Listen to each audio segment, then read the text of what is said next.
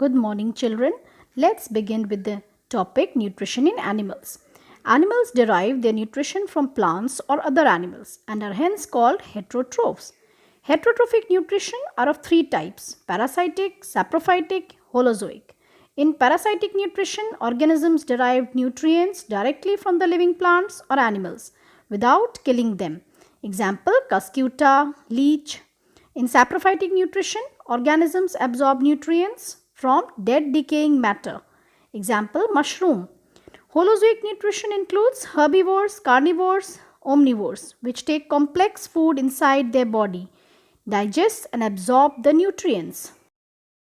Nutrition in unicellular organisms do not require specialized organs. Food is taken in the single cell, digested, absorbed by diffusion, and waste is egested out. Example: in amoeba, it produces pseudopodia to capture food. Food is taken inside by phagocytosis, digested in the food vacuole, followed by diffusion of simple substances, and undigested food is egested out by exocytosis. In multicellular and more complex organisms like human beings, we require an elaborate process to obtain nutrients. Now let's learn about nutrition in human beings. The human digestive system consists of alimentary canal and associated glands. The food we take is complex and has to be broken down into simple molecules to be absorbed. This whole process occurs in the alimentary canal. It consists of mouth or buccal cavity, esophagus, stomach, small intestine, and large intestine. The process of digestion of food is aided by the action of associated glands, mainly salivary gland, liver, and pancreas. Now let's start with the process of digestion. Food is taken inside the buccal cavity, which has teeth and tongue. Teeth helps in chewing and crushing the food. Tongue, it's a muscular structure that mixes the crushed food with the saliva and pushes the food into the esophagus. Now, the buccal cavity has three pairs of salivary gland. They secrete saliva through their duct. Saliva contains the enzyme salivary amylase, which breaks down starch into the simple sugar, that is maltose. So, the digestion starts in the buccal cavity. Food then enters the esophagus, which has a muscular wall that shows rhythmic contraction and expansion called peristaltic movement. This pushes the food to the stomach. The stomach is a J-shaped bag-like structure. The wall of the stomach contains gastric glands which secrete gastric juice. The muscular wall of stomach contracts and churns the food and mixes it well with gastric juice. Gastric juice contains hydrochloric acid, mucus, and a protein digesting enzyme called pepsin. Hydrochloric acid makes the medium acidic for the action of enzyme pepsin. It also kills the bacteria that enters along with the food.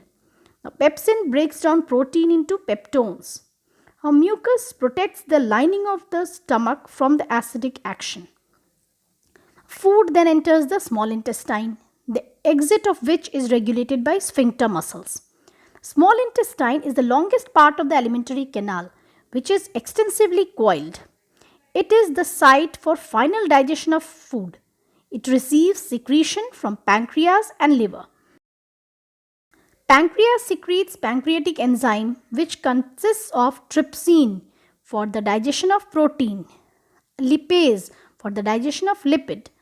The secretions are carried by pancreatic duct. Liver, the largest gland of our body, secretes bile juice, which consists of bile salts and bile pigments. It is stored in the gallbladder and is carried out by bile duct. The pancreatic duct and the bile duct together joins into hepatopancreatic duct that drains the secretion into the small intestine.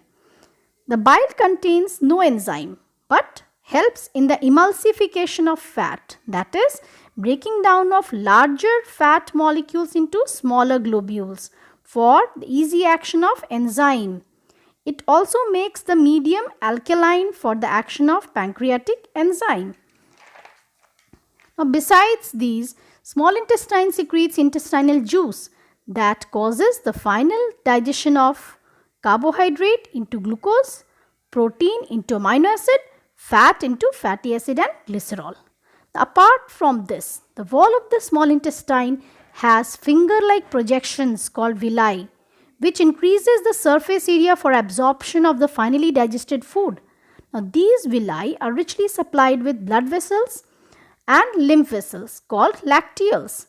The finally digested food is absorbed here into the blood vessels to be carried to each and every cell of the body. Lymph vessels carry digested fat to the larger veins. This absorbed food is then assimilated in the body to get energy for growth and repair, and some are stored as glycogen in the liver. The undigested food then enters the large intestine, which is shorter but has a larger lumen. It consists of cecum, ascending colon, transverse colon, descending colon and rectum, and there is a vermiform appendix that is a vestigial organ now. Now here in the large intestine, the water and minerals are further absorbed from the undigested food. It then enters the rectum and is removed out through the anus, which is regulated by the anal sphincter. So we have learnt the process of digestion in human beings. Now practice the drawing and labeling of the diagram of human digestive system. Thank you.